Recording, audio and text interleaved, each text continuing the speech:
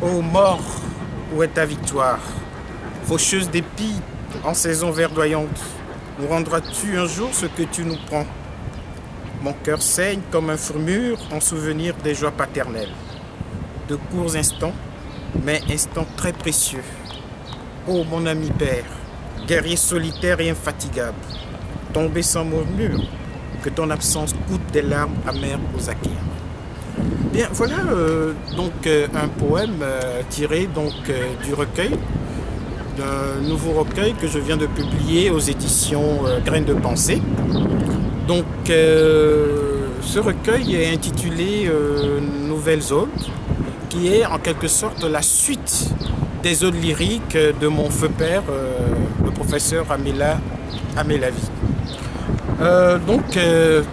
Je me suis donc présenté de cette façon. Je suis Améla Didier, le fils du professeur Améla, enseignant également dans les deux universités du Togo, à Lomé et à Kara.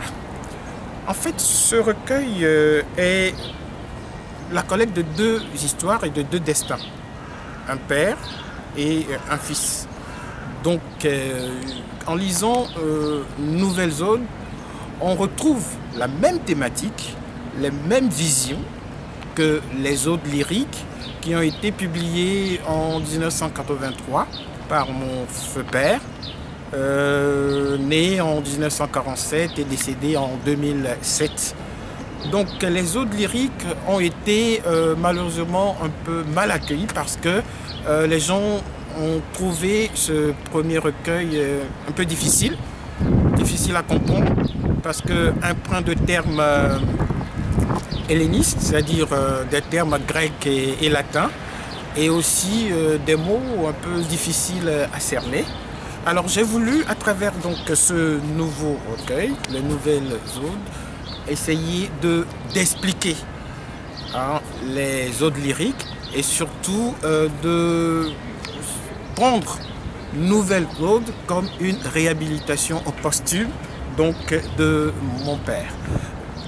Quand vous lisez les Nouvelles Odes, vous allez constater qu'il y a un parcours assez chronologique. La naissance, ensuite les grands combats, la souffrance, l'amertume et les épreuves, et après la mort. Donc on lit à peu près la vie de mon père, mais comme dans l'histoire de chaque vie, il y a toujours un pan de l'histoire de l'environnement, du milieu, c'est-à-dire le Togo, qui y se retrouve. Alors j'ai aussi essayé de relever les grands moments de l'histoire de notre pays, surtout dans les années 90, où j'ai présenté des poèmes comme Cœur de pierre, Les Invités, et puis les chants de révolution et Ma chère patrie. Alors je vous lis Ma chère patrie. Alors ce poème, je l'ai en quelque sorte je l'ai dédié à la jeunesse de ma patrie. Ma chère patrie, ma patrie, ma très chère patrie, terre de mes ancêtres, terre de mes aïeux, terre qui n'a pas fui les canons et les épées, terre construite avec des rocs durs et plats de la vertu et de la vaillance. Que t'arrive-t-il? Ma chère patrie est détruite, détruite de fond en comble par ses propres fils. Honte et soupir sont devenus nos seuls lots. Pitié, qui essuiera nos larmes? Qui pourra? Peut-être un Messie. Oui, un Messie, parce que Dieu prépare toujours un Messie pour son peuple. Voilà.